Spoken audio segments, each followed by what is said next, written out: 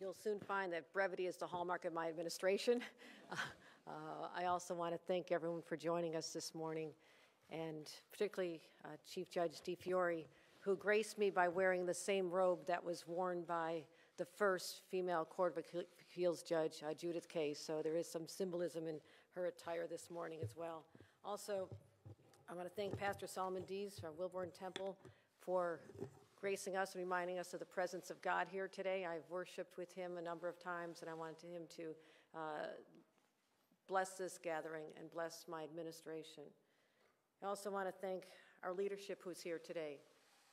Our Assembly Speaker, Carl Heastie, Majority Leader of the Senate, my great friend, Andre Stewart Cousins.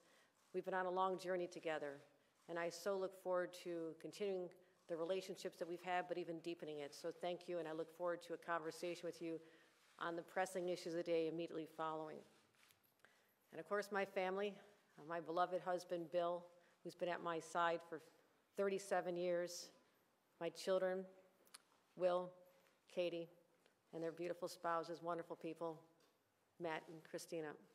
I also have a large extended family here, so sorry to you in the back. I came from a big Irish Catholic family with 6 kids, but I do want to acknowledge my parents. My father's here representing in spirit my mother.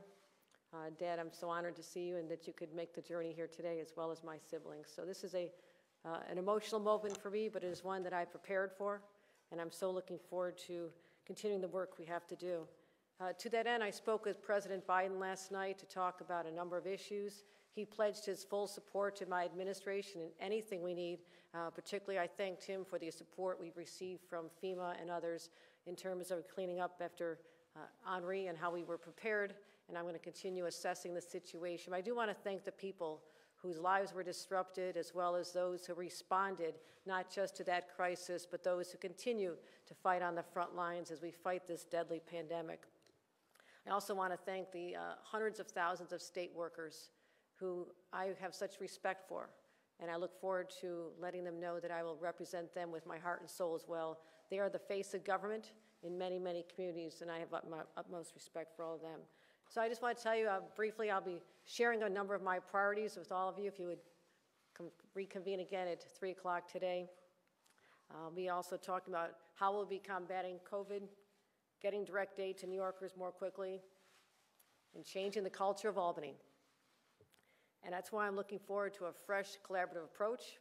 It's how I've always conducted myself. It'll be nothing new for me, but it's something I'm planning on introducing to the state capitol. So I'll be heading to a meeting very shortly with our leaders here. We have much to discuss. We'll be reporting on that afterward. But at this time, I'll take a few questions.